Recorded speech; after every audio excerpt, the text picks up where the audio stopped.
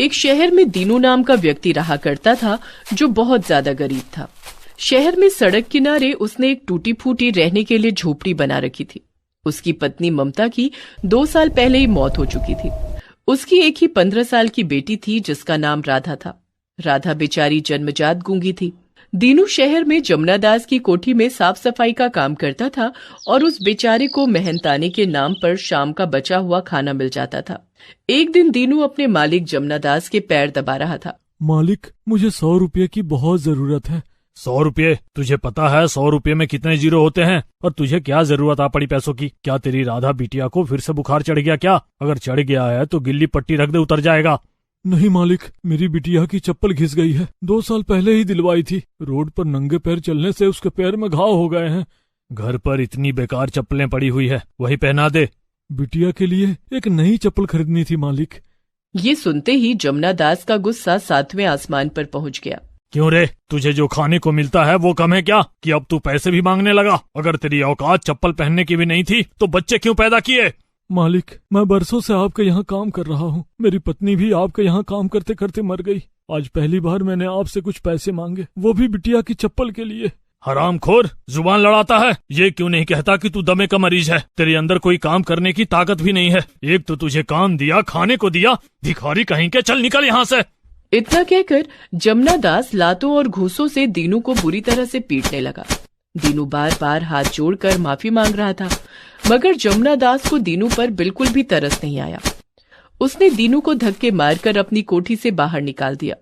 दीनू दर्द से कराहता हुआ अपनी झोपड़ी में आकर बैठ गया। उसके शरीर से खून निकल रहा था और वो दर्द से कराह रहा था। अपने पिता को दर्द से कराहते देख राधा तुरंत दौड़ी दौड़ी आई और वो इशारों इशारों में दीनू से पूछने लगी, ये क्या हुआ बाबा? दीनू ने रोते हुए राधा से कहा, बिटिया, तेरे पैरों के जख्म देखकर मैंने मालिक से कुछ पैसे मांगे थे ताकि तेरे लिए बाजार से एक अच्छी सी चप्पल खरीद सकूं, मगर मालिक ने मुझे इस बात पर बहुत मारा।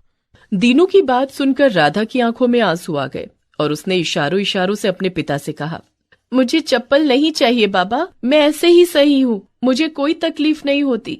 राधा की बात सुनकर दीनू फूट फूट कर रोने लगा। बिटिया, मालिक ने मुझे धक्के देकर अपने घर से बाहर निकाल दिया और साथ में ये भी कहा कि कल से काम पर आने की कोई जरूरत नहीं है। अब हमारा क्या होगा? शाम हो गई है, तुझे भूख भी लगी होगी। मेरे पास तो इतने पैसे भी नहीं कि मैं तेरे लिए कुछ खाने को ले आऊं। काश तेरी माँ जिंदा होती बेटी, तो हम इतना मजबूर नहीं होते। राधा ने इशारों इशारों में अपने पिता से कहा कि उसे भूख नहीं है और वो आंखों में आंसू लिए एक फटे हुए कपड़े से दीनू के शरीर के बह रहे खून को साफ करने लगी। दीनू बहुत देर तक अपनी बेटी को देखकर रोता रहा और रोते रोते सो गया और राधा भी अपनी माँ को याद करते करते दीनू के पास ही सो गई। सुबह राधा की आंख खुली। उसने देखा उसका पिता दीनू अभी भी लेटा हुआ था। राधा ने अपने पिता को उठाया मगर दीनू नहीं उठा। कुछ देर बाद भी जब दीनू नहीं उठा तो राधा ने उसे फिर उठाया मगर दीनू नहीं उठा। राधा घबराकर बाहर भागी तो एक पुलिस वाला और कुछ वहीं के व्यक्ति बाहर खड़े थे। राधा ने घबराकर उसे इशारों में अपनी परेशानी बताई। पुलिस वाला और वो लोग झोपड़ी में आ गए। पुलिस वाले ने देखा तो दीनू मर चुका था। पुलिस वाले ने उन व्यक्तियों में से एक से कहा, ये तो मर चुका है, क्या इसका कोई रिश्तेदार है? इसका इसकी बेटी के अलावा कोई नहीं था साहब। इसकी पत्नी 2 साल पहले ही मर चुकी है बेचारी। अब इस लड़की का क्या होगा? मुझे तो सोच सोचकर दया आ रही है। ये बेचारा सेठ जमुना दास की कोठी में साफ सफाई का काम करता था। पुलिस वाले को उस लड़की को देखकर बहुत ज्यादा तरस आया। इस लड़की का इसके बाप के अलावा और कोई इस दुनिया में नहीं है। जब तक इस लड़की के लिए कोई इंतजाम नहीं हो जाता, मैं सेठ जमुना दास को बोल दूंगा कि इस लड़की को रख ले। आसपास के लोगों से चंदा इकट्ठा कर दीनू का अंतिम संस्कार कर दिया गया। वो पुलिस वाला राधा को सेठ जमुना दास के यहाँ पर ले गया। देखो, इसका बाप कल रात मर गया है। मुझे वहाँ के लोगों ने बताया कि दीनू तुम्हारे यहाँ साफ सफाई का काम करता था। जी, आपने बिल्कुल सही कहा। बेचारा बहुत अच्छा आदमी था। कल ही तो वो मुझसे अपनी बिटिया के लिए चप्पल खरीदने के लिए पैसे लेकर गया था। मैं तो उसका इंतजार कर रहा था। अब भगवान की मर्जी के आगे भला किसकी मर्जी चली है क्या? दीनू और उसकी पत्नी हमारे यहाँ सालों से काम करते आ रहे थे। मैं तो दीनू को इस घर का सदस्य समझता था। मैंने दीनू को कभी भी अपना नौकर नहीं समझा। मैं तो ये सोचकर तुम्हारे पास आया था कि जब तक इस लड़की के रहने के लिए कोई सही ठिकाना नहीं मिल जाता, मैं इसे तुम्हारे पास छोड़ दूंगा। लेकिन तुम तो बहुत अच्छे इंसान हो, इसीलिए आज से इस लड़की की जिम्मेदारी तुम ही संभालोगे। इतना कहकर वो पुलिस वाला राधा को छोड़कर वहाँ से चला गया। राधा अच्छी तरह से जानती थी कि जमुना दास झूठ बोल रहा है, मगर वो अंदर से बेहद टूटी हुई थी और बेचारी लाचार भी थी। वो चाहकर भी कुछ नहीं कर सकती थी। उसके पास चुप रहने के अलावा कोई चारा नहीं था, और वो तो बेचारी गूंगी भी थी, बोल भी नहीं सकती थी। जमुना दास की बीवी कांता ने सारी बातें सुन ली थी। क्या जरूरत थी उस पुलिस वाले के सामने अपनी बड़ाई पेश करने की? दीनू हमारे लिए क्या कम मुसीबत था कि एक और मुसीबत छोड़ गया? अरे तुम परेशान मत हो, मुझे क्या मालूम था कि वो पुलिस वाला इस लड़की को मेरे मत्थे मर जाएगा। राधा उस दिन के बाद वहीं पर रहने लगी। कांता राधा से घर का सारा काम करवाती और राधा को भूखा भी रखती। राधा चुपचाप उनका जुल्म सहकर खामोश रहती। कुछ दिन बाद कांता की बहन रहने के लिए आई। लक्ष्मी तो बहुत ज्यादा क्रूर स्वभाव की थी। वो जरा जरा सी बात पर राधा को पीटती। इस लड़की का कुछ करो, वरना तुम्हें इसकी शादी भी करनी पड़ेगी। तुम परेशान मत हो, मैंने इसका एक हल निकाला है। उस दिन बारिश हो रही थी और कांता ने राधा को जरा सी बात पर बुरी तरह से पीटा और उसे बारिश में खड़ा कर दिया। राधा बेचारी शाम तक भूखी प्यासी बारिश में खड़ी भीगती रही और वो बेहोश हो गई। कांता और लक्ष्मी ने एक कमरा जो बरसों से बंद पड़ा था, राधा को वहां पर बंद कर दिया और बाहर से ताला डाल दिया। राधा की आंख अचानक रात में खुली। कमरे में एक आईना था। अचानक उस आईने में रोशनी की किरणें फूटने लगी और उसमें से एक औरत निकलकर बाहर आ गई। उस औरत को देखकर राधा भागकर उसके गले लग गई। वो राधा की माँ थी। घबराओ मत बेटी, मैं आ गई हूँ ना। मैं जानती हूँ कि तुम्हारे साथ बहुत बुरा हुआ है, लेकिन अब तुम्हारे रोने का वक्त खत्म हो गया है। अब तुम्हारे हंसने का वक्त आ गया है। समझ लो बेटी कि बुरा वक्त टल गया। राधा ने इशारे से रोते हुए अपने पिता के बारे में बताया और अपने साथ हुए अत्याचारों के बारे में भी। मैं सब जानती हूँ बेटी, तुम्हारे पापा ने ही मुझे स्वर्ग से भेजा है तुम्हारी मदद करने के लिए। ममता ने अपना एक हाथ राधा के सामने किया। ममता के हाथ से रोशनी की किरणें फूटने लगी और राधा के चेहरे पर पड़ गईं। राधा को अपने अंदर अजीब सा बदलाव महसूस हुआ। राधा, अब तुम बोल सकती हो, अब तुम गूंगी नहीं रही, तुम सही हो गई हो बेटी। और राधा बोलने लगी, माँ, मैंने तुम्हें कितना याद किया, तुम मुझे छोड़कर कहाँ चली गई थी? मैं कहीं नहीं गई थी बेटी, मैं तो हमेशा से तुम्हारे पास ही थी। तुम घबराओ नहीं, अब मैं इन सब से बदला लेकर रहूंगी। तुम्हें भूख लगी है ना? हाँ माँ, इन लोगों ने मुझे सुबह से कुछ भी खाने को नहीं दिया। ममता ने अपने जादू से राधा के सब मनपसंद व्यंजन राधा के सामने रख दिए। राधा ने पेट भरकर खाना खाया। सुबह हो चुकी थी। चलो जरा चलकर देखते हैं, लगता है हमारा काम हो गया। हाँ चलो देखते हैं, मर गई होगी नासपिटी अब तक।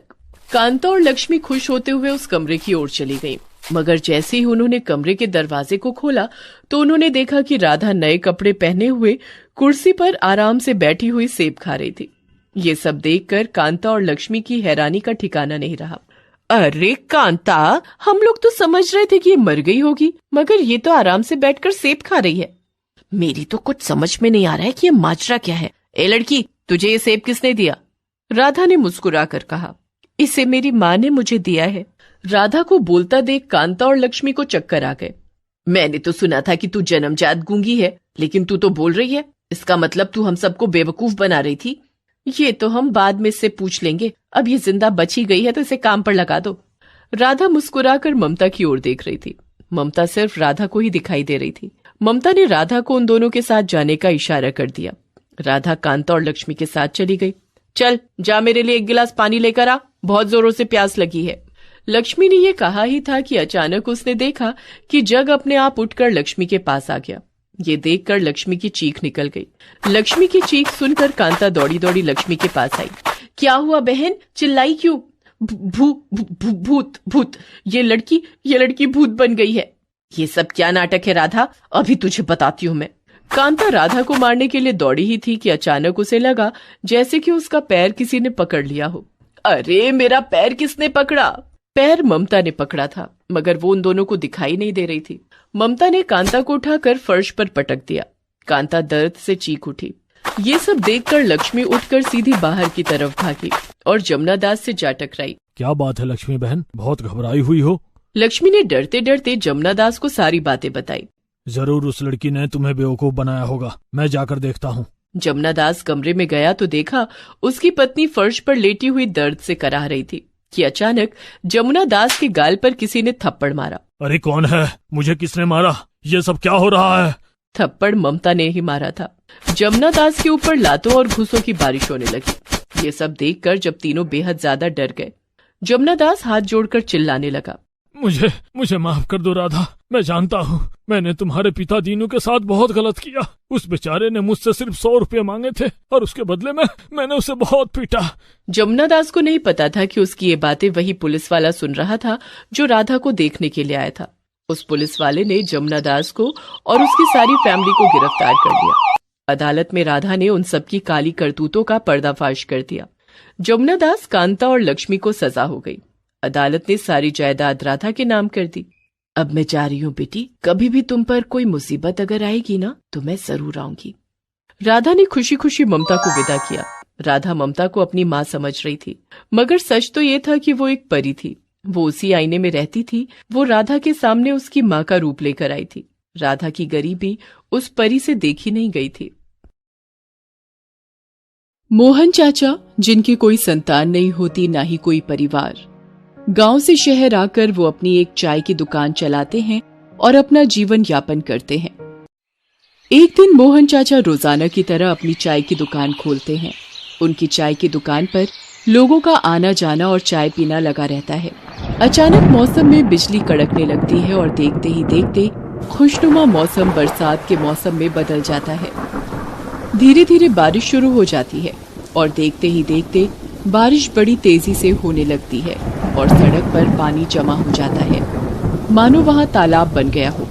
अचानक एक गरीब असहाय दिखने वाली लड़की, जिसके कपड़े बहुत मैले कई जगह से फटे होते हैं, जिसकी उम्र 10 साल होती है, उसके पैरों में ना तो चप्पल होती है और ना ही उसके पास कोई चुन्नी। गठरी सी बनी हुई वो बारिश से बचने के लिए मोहन चाचा की चाय की दुकान के कोने में आकर खड़ी हो जाती है। उसके कपड़े गीले हो चुके होते हैं और वो ठंड से ठिठुरती हुई सहमी सी लोगों को चाय पीते हुए एक टक देखती रहती है। उसके एक हाथ में भीख मांगने वाला कटोरा होता है जिसमें 4-6 सिक्के होते हैं। उन सिक्कों को कटोरे में से निकालकर वो अपनी मुट्ठी में दबा लेती है ताकि कोई उससे वो सिक्के छीन न सके। ठंड से बचने के लिए वो कुछ देर बाद मोहन चाचा की अंगीठी के पास आ जाती है और तापने लगती है। कुछ देर बाद वो वहाँ चाय पीने वालों से अपने मुंह की ओर खाने का इशारा करते हुए पैसे मांगने लगती है। चाय पीने वालों में से कुछ लोग तो उसे हट हट पगली, दूर हट कहने लगते, तो कोई उसे भिखमंगी कहने लगता।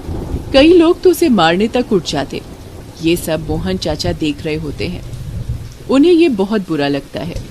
वे लोगों से कहते हैं, रहने दो भाई, बेचारी कौन है, कहाँ से आई है, उसका घर कहाँ है? पगली है, दिखता नहीं क्या मोहन भैया तुम्हें? हैं? फटे पुराने मैले कुचैले कपड़े पहने ये तुम्हें कहीं की राजकुमारी लगती है क्या? लगता है ये कपड़े बरसों से धुले नहीं है। हाँ भाई, तुम एकदम ठीक कर रहे हो, पर पहले तो मैंने इस पगली को यहाँ नहीं देखा। हाँ, मैंने भी इस पगली को पहले नहीं देखा है। ए पगली, बता कहाँ से आई है तू? बता नहीं तो। छोड़ो भाई, उसे अपने हाल पर छोड़ो। चलो हम लोग चाय पिए और चलें। पता नहीं माँ बाप भी बस पैदा करके छोड़ देते हैं। अरे पालना बस का नहीं होता तो पैदा ही क्यों करते हैं? अरे ये कहीं और से आई है पगली है, जरा अपना सामान बचा कर रखना, नहीं तो कुछ चोरी करके ना भाग जाए। हाँ, मुझे तो पागल के साथ साथ चोरनी जैसी दिखती है। देखो शक्ल देखो इसकी। भाइयों छोड़ो उसको, लो ये लो गर्मा गर्म चाय, चाय का मजा लो और उसे उसके हाल पर छोड़ दो। जब चाय पीकर लोग चले जाते हैं तो मोहन चाचा उस गरीब लड़की के पास जाते हैं और उससे कहते हैं, बेटी डरो नहीं, तुम्हारा नाम क्या है? मैं किरण हूँ चाचा। लो चाय लो, लो पहले चाय पी लो बेटी। अच्छा बेटी, तुम कहाँ से आई हो और कहाँ की रहने वाली हो? मैं चाचा शहर के कोने में जो झोपड़पट्टी है ना, उसमें रहती हूँ। अच्छा अच्छा, और बेटी तुम्हारे माता पिता कौन है? माँ नहीं है, बस बाबा हैं। बेटी क्या भूख लगी है तुम्हें? हाँ लेकिन बेटी तुम भीख क्यों मांगती हो? इतना कहने पर वो लड़की वहां से भाग जाती है। उस रात मोहन चाचा को ठीक से नींद नहीं आती और वो उस लड़की के बारे में सोचते हैं। मन ही मन कहते हैं, पता नहीं बेचारी पर क्या बीती होगी, इतनी सी उम्र में भीख मांग रही है। कल इसके बारे में और मालूम करूंगा। मौका मिला तो उसके बाबा से इस बारे में बात करूंगा। फिर अगली सुबह मोहन चाचा अपनी दुकान खोलते हैं, लेकिन आज वो गरीब लड़की वहां नहीं आई होती है। मोहन चाचा मन ही मन सोचते हैं, हे भगवान, क्या हुआ होगा उसके साथ? आज वो क्यों नहीं आई? क्या कोई अनहोनी हो गई? या वो लड़की झूठ बोल रही थी क्या? कहीं वो किसी अपराधी गैंग के हत्थे तो नहीं चढ़ गई? ये सब बातें उनके दिमाग में चल रही होती हैं। शाम होने को आती है, दुकान बंद करने का समय आ जाता है, फिर भी वो गरीब लड़की नहीं आती। तो मोहन चाचा को लगता है कि वो लड़की झूठ बोलकर कहीं गई, कि कहीं उसका भेद न खुल जाए। इस डर से वो लगता है नहीं आई। इस तरह एक सप्ताह का समय बीत जाता है। एक दिन अचानक वो लड़की एक शाम मोहन चाचा की चाय की दुकान के कोने में खड़ी दिखाई देती है। उसे देखते ही मोहन चाचा से रहा नहीं जाता और वो उससे कुछ पूछने जाते हैं कि वो बहुत तेजी से अपने घर की ओर भागती जाती है। मोहन चाचा शाम को अपनी दुकान बंद करके आज उस गरीब झोपड़पट्टी में जाने का निश्चय करके जाते हैं। वो झोपड़पट्टी में कई गलियां पार कर चुके होते हैं, लेकिन उस गरीब लड़की का उसे पता नहीं चलता। फिर वो लोगों से पूछने लगते हैं। एक आदमी से मोहन चाचा, अरे सुनो भाई, यहाँ किरण नाम की कोई 10 बरस की लड़की रहती है जो पुराने फटे कपड़े पहने हुए रहती है। वो भीख भी मांगती है। कहीं आप भाई साहब, कहीं आप उस लड़की की बात तो नहीं कर रहे ना जिसकी माँ मर चुकी है और वो उसके पिता ही हैं? बेचारी किस्मत की मारी है भाई साहब। उसका ले दे के पिता ही है और कोई नहीं है, और वो भी बहुत दिनों से बीमार है। पता नहीं कब टपक पड़े। टपक पड़े मतलब?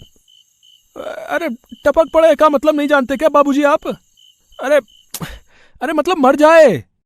अरे भाई, अगर आप उसके घर तक पहुंचा दो तो आपकी बड़ी मेहरबानी होगी।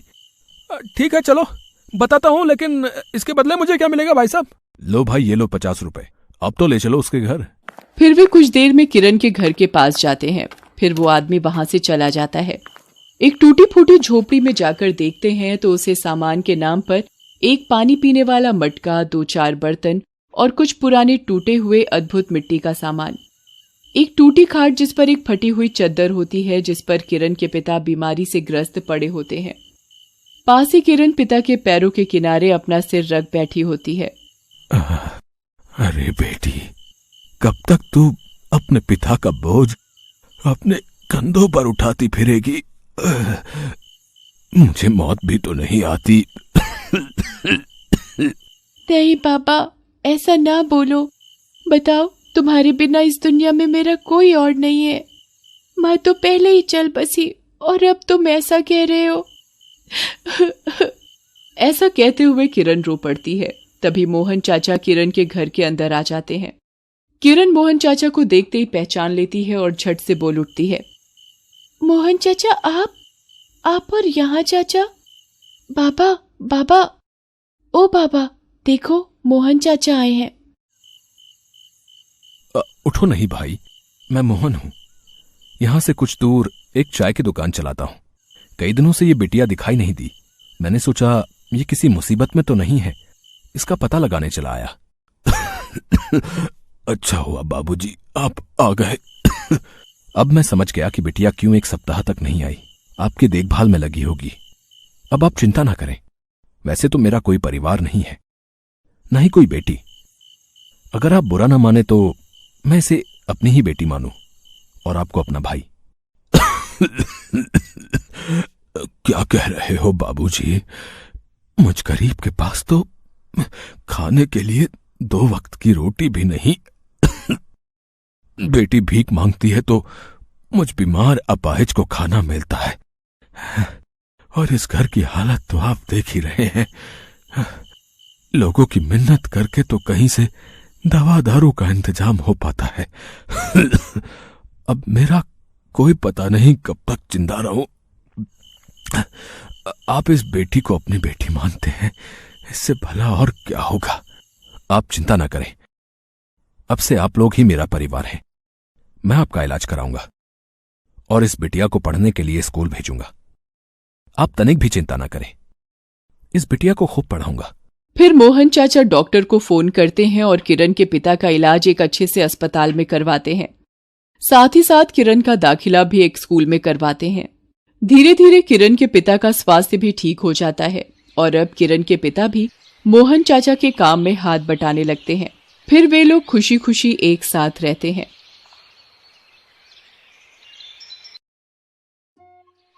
निहारपुर गांव में एक रोशनी नाम की बूढ़ी औरत रहती थी। उसके परिवार में कोई नहीं था।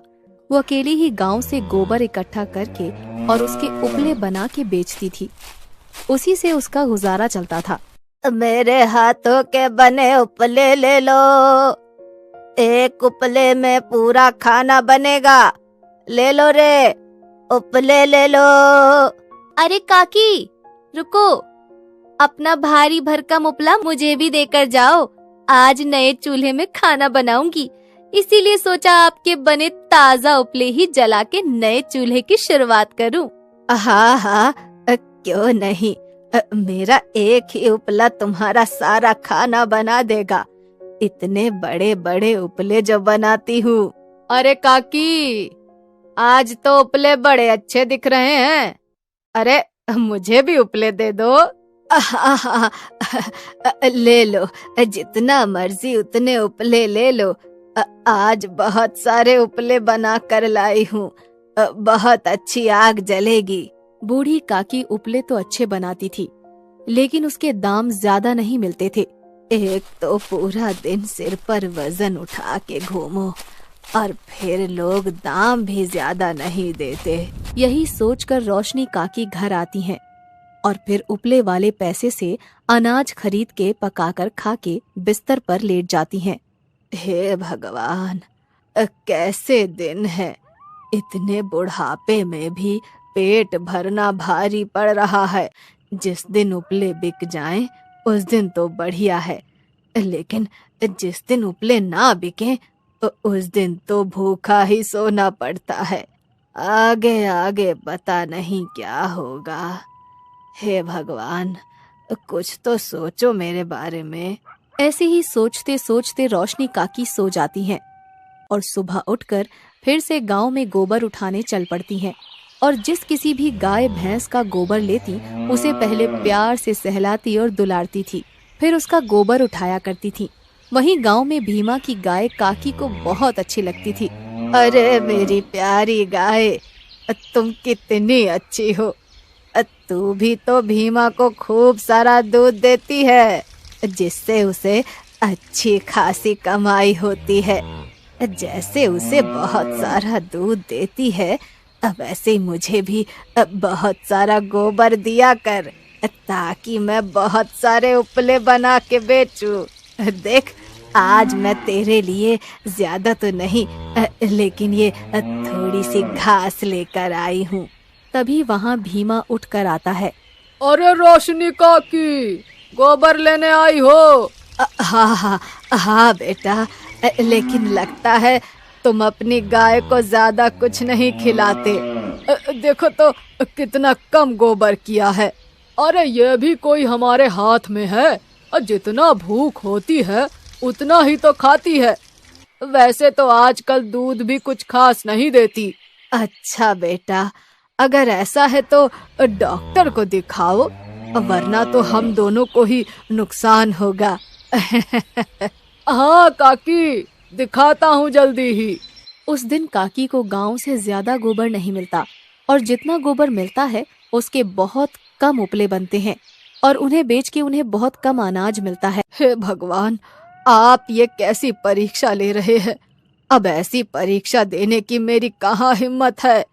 इससे अच्छा तो तू मुझे अपने पास ही बुला ले, या तो तू मेरा साथ दे और मुझे बस 1-2 टाइम की रोटी ही अच्छे से नसीब करवाया कर। उस दिन बूढ़ी काकी आधा पेट खाना खाकर ही सो जाती हैं। अगले दिन काकी फिर अच्छा सोचकर गोबर लेने निकल पड़ती हैं। चलो, क्या पता आज कुछ ज्यादा गोबर मिल जाए, तो भगवान की दुआ से आज तो पेट भर खाना ही मिल जाएगा। पहले भीमा की गाय के पास चलती हूँ, उसकी गाय का गोबर मेरे लिए शुभ होता है। और बूढ़ी काकी भीमा की गाय का गोबर लेकर शांति की गाय का गोबर लेने पहुँच जाती हैं। अरे शांति बेटी, कहाँ हो? आज का गोबर तो दे दो। शांति बाहर आकर जरा सा गोबर दिखाकर बोलती है, ये पड़ा है काकी गोबर, ले जाओ।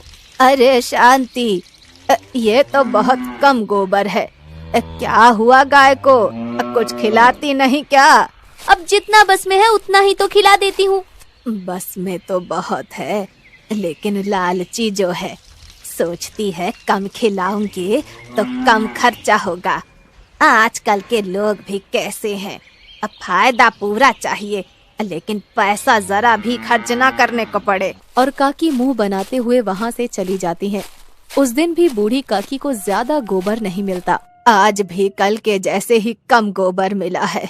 क्या करूं, ऐसे तो खाने के लाले पड़ जाएंगे। कुछ तो सोचना ही पड़ेगा। तभी काकी के दिमाग में एक आइडिया आता है और अगले दिन सुबह काकी फिर गोबर लेने के लिए निकल पड़ती हैं। और जैसा कि सबसे पहले बूढ़ी काकी भीमा की गाय का ही गोबर लेने जाती हैं। अरे भीमा, आज भी गाय ने गोबर अच्छे से किया या नहीं? आज भी कल जितना ही गोबर है। लगता है तुम तो इस प्रतियोगिता में हार ही जाओगे। कैसी प्रतियोगिता काकी? मैं पास के सरकारी जानवरों के अस्पताल में कल गोबर लेने गई थी। वहाँ 1-2 गाय बंधी हुई थी तो सोचा गोबर ले चलूं। तब मैंने डॉक्टर को बात करते हुए सुना कि जो अपनी गाय को सबसे ज्यादा खाना खिलाएगा और जिसकी गाय या भैंस सेहत में सबसे अच्छी होगी उसको सरकार 5 लाख का इनाम देगी। अच्छा, ऐसा है क्या काकी? ठीक है, और फिर तो 5 लाख रुपए मैं ही जीतूंगा। कल से गाय को भरमार खिलाऊंगा। अब मिलेगा मुझे बहुत सारा गोबर। और एक एक करके सब गाय भैंसों वालों के कान में काकी ये बात डाल देती हैं और सब उस दिन अपनी गाय को खूब सारा चारा खिलाते हैं। 3 टाइम की जगह 5-5 टाइम गाय को चारा डालते हैं। और फिर अगले दिन जब रोशनी काकी गोबर लेने भीमा के घर जाती हैं। अरे ओ भीमा, अरे गोबर तो दे दो। हाँ हाँ काकी, ये रहा, उठा लो। काकी गोबर देखकर बहुत खुश होती हैं। अरे वाह, आज तो बहुत सारा गोबर किया है तुम्हारी गाय ने। हाँ काकी। सही है बच्चू, अब आया ऊंट पहाड़ के नीचे। अब तुम खिलाओ और मैं गोबर इकट्ठा करूंगी। कुछ दिन तो सब ठीक चलता है, लेकिन बूढ़ी काकी का लालच और बढ़ जाता है और वो भीमा को बोलती हैं। क्या बात है भीमा, अब तुम्हारी गाय तो कुछ कमजोर सी लग रही है। अब क्या करूँ काकी, कितना चारा तो खिलाता हूँ, अब उसके पेट में जितनी जगह होगी वो उतना ही तो खाएगी। अरे तुम्हें पता है, पास वाली शांति तो अपनी गाय को घी पिलाती है जिससे उसकी गाय बार बार गोबर करती है और गाय का पेट खाली होते ही वो फिर से खाना खाने लगती है। लेकिन काकी, उससे तो गाय का पेट खराब हो जाएगा। अरे पागल है तू भी, बिल्कुल पागल का पागल ही है। वो डॉक्टर के पास गई थी, डॉक्टर ने ही उसे ये उपाय बताया, लेकिन उसने मुझे किसी को बताने से मना किया था।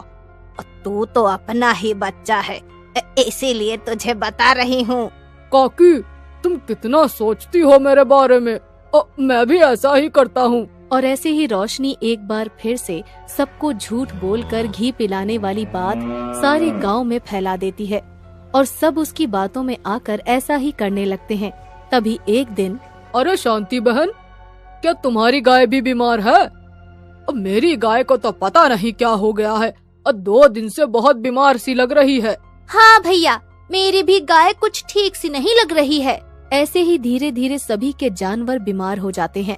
सभी मिल के गाँव के सरपंच के पास जाते हैं और सरपंच ने बड़े जानवर के हॉस्पिटल से डॉक्टर को बुलवाया।